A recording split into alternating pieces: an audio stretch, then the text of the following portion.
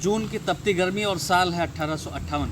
अंग्रेजी हुकूमत के खिलाफ बगावत का आखिरी दौर, जब लखनऊ, दिल्ली, मेरठ और कानपुर जैसे शहरों में क्रांति की मसाल अब ठंडी हो चुकी है। बेगम हजरत महल, मराठा पेशवा नाना साहब, मुगल शहजादा फिरोज शाह, बहादुर शाह जफर के सेनापति बख्त खां और राणा बेनी माधव जैसे लड़ाके घाघरा पार कर गोंडा बहराइच के इलाकों में शरणार्थी हैं। और लखनऊ कब्जे की नीयत से बॉन्डी किले से निकला 25,000 बागियों का लश्कर ओबरी में पूरी तरह पराजित हो चुका है। और बॉन्डी महल में शरणार्थी बेगम अपने वफादारों के साथ इतनी निराश हैं कि बॉन्डी अब उन्हें सुरक्षित नहीं लग रहा है। वे नेपाल की ओर बढ़ने की फिराक में हैं। और पूरे देश में अंग्रेजी हुकूमत के खिलाफ बाकी बचा एकमात्र मोर्चा लमती लोलपुर अभी भी अंग्रेजी सेना के खिलाफ बारूद उगल रहा है, जिसका नेतृत्व कर रहे हैं गोंडा के राजा देवीबख्श सिंह। नमस्कार, यह है घाघरा पार की खास सीरीज, जिसमें हम आपको सुनाएंगे गोंडा के महाराजा देवीबख्श सिंह की अमर गाथा। तो आइए चलते हैं कहानी की ओर। पिछले एपिसोड में आपने देखा कि ओबरी की लड़ाई में क्रांतिकारी सेना की पराजय ने बेगम हजरत महल के लखनऊ फतह के मंसूबों पर पानी फेर दिया और ओबरी युद्ध में हुए भीषण नरसंहार ने बेगम की सेना की कमर तोड़कर रख दी। इस युद्ध में अवध की सेना के सेनापति 18 वर्षीय बलभद्र सिंह सहित घाघरा पार के हजारों लोगों ने प्राणों की आहुति दी थी। उनके परिजनों का रो रो कर बुरा हाल था। बेगम बॉन्डी के किले में शरणार्थी थीं और वहीं के हजारों लोगों की शहादत उन्हें झकझोर रही थी। उनका मन उन्हें इस कत्लेआम का अपराध बोध करा रहा था। 15 जून की सुबह राजा रेहुआ, राजा बॉन्डी, राजा भिनगा, राजा चरदा, राजा पयागपुर और छहद्वारा के राजा बेगम के पास इकट्ठा हुए। हताशा ने सबके चेहरे को काला कर दिया था और पराजय ने आंखों में आंखें डालकर बात करने का हुनर भी छीन लिया था। सब गमगीन माहौल में नजरें झुकाए बैठे थे।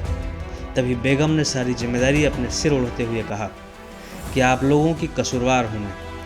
मेरे ही कारण आप सबको यह दिन देखने पड़े हैं और मेरी मदद करके आप लोगों ने अंग्रेज़ों से मुसीबत मोल ले ली है। मैंने फैसला किया है कि आप लोगों को अवधशाही की दुश्मनी की अदायगी अब मैं और नहीं करने दूंगी।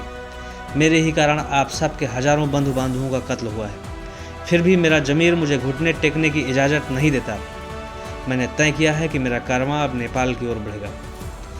नेपाल के राजा से मुझे उम्मीदें हैं और नेपाल में अंग्रेज़ों का कोई हस्तक्षेप भी नहीं है। नवाब साहब के खानदानी संबंध है नेपाली राजा के, वे हरगिज मेरी मदद से इनकार नहीं करेंगे। मैं अपनी निजी दुश्मनी के लिए कब तक आप लोगों को दांव पर लगाती रहूँगी। मेरे गुनाहों के लिए खुदा मुझे कतई माफ़ नहीं करेगा। अंग्रेज घाघरा पार की रियासतों को बेगम की मदद ना करने के बदले लगान वसूली में इतनी ढील दे रहे थे जितनी उन्होंने पूरे देश में नहीं दी थी। जिस तरह की कड़ी टक्कर इन राजे रजवाड़ों से उन्हें मिली थी, संभवतः अंग्रेजों को लगा कि राजस्व का बोझ कम करके इन लोगों को बेगम से बेदखल किया जा सकता है। गवर्नर जनरल लॉर्ड कैनिंग की संस्तुति से राजा चरदा, राजा भिनगा और राजा गोंडा की तालुकेदारी के रकबे में कोई हस्तक्षेप ही नहीं किया गया। लगान की स्थिति नवाबी काल की तरह ही बनाए रखने का आदेश भी दिया गया। गोंडा के राजा देवीबख्श सिंह को लगान में 10,000 रुपये की छूट का आश्वासन दिया गया। इसके बावजूद घाघरा पार के लोगों ने अपना रंग नहीं बदला।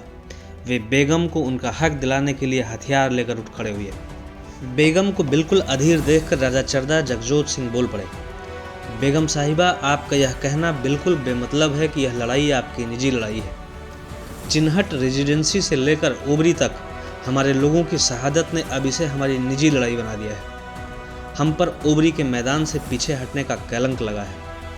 जिंदगी भर की जिल्लत को मिटाने का मौका हमसे मत छीनिए। यकीन मानिए, हम डर से नहीं हटे हैं, ना ही हम मरने से डरते हैं। पर जिस परिणाम ने हम सब का सिर झुकाया है, उसमें अगर मोर्चा पीछे न हटाते तो हमारी शहादत के बाद भी बिना किसी रुकावट के अंग्रेज घाघरा पार करके बॉन्डी तक आ जाते और लड़ाई ख़त्म हो जाती। मोर्चे को पीछे करना हमारे हक में था। बेगम साहिबा, हमने लड़ाई हारी है, हमने हिम्मत नहीं हारी। हमें हमारे अपनों का बदला लेने का हक है और यह हक हमसे मत छीनिए। मेरे बहनोई राजा देवीबख्श सिंह गोंडा बस्ती की सीमा पर छोटी छोटी सफलताएं पा रहे हैं। उन्होंने बेलवा में अंग्रेजी कैंप को खाली करा लिया है और मेरी एक छोटी फौज भी वहां पर काम कर रही है। उसी मोर्चे पर नवाबी नाजिम मेहदी हसन आपके हुक्म की तामील में जंग कर रहे हैं। आपके नेपाल जाने की खबर से वो सब निराश हो जाएंगे। बेगम साहिबा, आप शायद भूल रही हैं कि आपने महादेवा कॉन्फ्रेंस में लड़ाई को 2 मोर्चों पर लड़ने की योजना बनाई थी।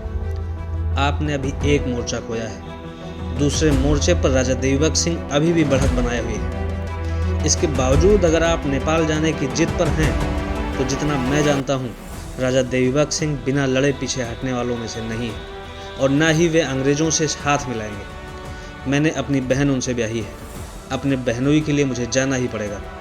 राजा भिनगा उनके सगोत्रीय भाई हैं, उनके पास भी जंग के सिवा कोई दूसरा विकल्प नहीं है। हम कल ही उनकी मदद के लिए उस मोर्चे पर जा रहे हैं। वैसे भी चरदा में रहकर मेरे अपनों की आत्मा मुझे लड़ने के लिए मजबूर करेगी। मैंने ओबरी का खतरनाक मंजर अपनी आंखों से देखा है। बेगम साहिबा, मैं मजबूर हूँ। इतना सुनकर राजा बॉन्डी हरदत्त सिंह बोल पड़े, बेगम साहिबा, अगर हमारे रहते आपको बॉन्डी छोड़कर नेपाल जाना पड़ा तो सैकड़ों सालों से बनी बनाई पूरे रैकवारी की इज्जत मिट्टी में मिल जाएगी और इतिहास कहेगा कि जिन रैकवारों ने किसी समय दिल्ली दरबार में अपने घुटने नहीं टेके, वह आज अंग्रेज़ों से अवध की बेगम की हिफाजत नहीं कर पाए। मुझ पर भी ओबरी के मैदान में हार का कलंक है और हमें भी इस कलंक को धोने का आदेश दीजिए। अभी निर्णायक जंग बाकी है, तो इस कलंक को मिटाने का मौका अभी हमारे पास बचा है। बॉन्डी आपका घर है और जब तक पूरी रैकवारी का बच्चा बच्चा जीवित है, आपको बॉन्डी छोड़कर जाने की कोई ज़रूरत नहीं है। अवध की संयुक्त सेना के सेनापति बलभद्र सिंह मेरे सगोत्रीय हैं। हम उनकी शहादत को बिल्कुल जाया नहीं जाने दे सकते। हम निश्चित ही फिर से लड़ेंगे। यह सुनकर बेगम ने कहा कि मेरा मतलब सिर्फ आप लोगों को मुसीबत से बचाना है। अंग्रेज आप सब से मेरा साथ ना देने की शर्त पर रियायत देने की बात कर रहे हैं। मैं चाहती हूँ कि मेरी तरह आप सब बेघर होने से बच जाएं। मेरा अब कोई भविष्य नहीं है। कम से कम आप सब अपने आने वाली पीढ़ियों का भविष्य सुरक्षित कर लीजिए। मेरी तकदीर से जोड़कर आप सब का भविष्य अंधकार में हो जाएगा और मैं नहीं चाहती कि इतिहास मुझे आप सब की बर्बादी का कसूरवार ठहराए। खुदा के वास्ते मुझ पर रहम करिए। बेगम को भावुक हुआ देखकर राजा रेहुआ से रहा न गया। वो बोले, बेगम साहिबा, अगर आप इतिहास में दर्ज होने को लेकर इतनी संजीदा हैं तो हमें बताइए कि हम सब पर अंग्रेज़ों से मिल जाने पर इतिहास हमें क्या कहेगा। क्या आप हमें गद्दार कहलाना चाहती हैं? हम अपने भविष्य को सुरक्षित करने के लिए अपना रास्ता कैसे बदल दें? और फिर महादेवा कॉन्फ्रेंस में महादेव की सौगंध तोड़ने का अपराध हम कैसे कर सकते हैं? बेगम साहिबा, हमारे पुरखों का इतिहास है और हम रोज़ रोज़ फैसले नहीं बदला करते। हमारा फैसला कब का हो चुका है। हम लड़ेंगे और हम मजबूती से लड़ेंगे और आपको आपका हक दिलाएंगे। बेगम के सामने ही बॉन्डी के राजा हरदत्त सिंह ने उनके नेपाल जाने के फैसले को रद्द कर दिया और सभी लोगों ने तय किया कि सब इकट्ठा होकर राजा देवीबख्श सिंह के मोर्चे पर लोहा लेंगे और मजबूर होकर बेगम को मौन सहमति अपनी देनी पड़ी।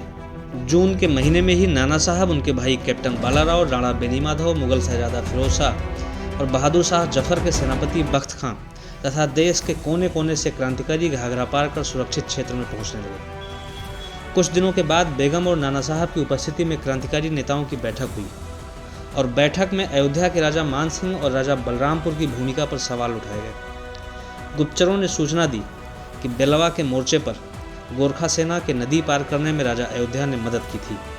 वहीं बलरामपुर के राजा दिग्विजय सिंह लगातार अंग्रेजों से मेल मिलाप कर रहे हैं। बैठक में सबकी सहमति से बेगम ने आदेश दिया, राजा देवीबख्श सिंह के नेतृत्व में मान सिंह और कैप्टन बालाराव के नेतृत्व में महाराज बलरामपुर का किला घेरा जाएगा और उन्हें उनके सामने पेश किया जाएगा, जिसकी कहानी हम बताएंगे आपको अगले एपिसोड में। देखते रहिए खबराबाद।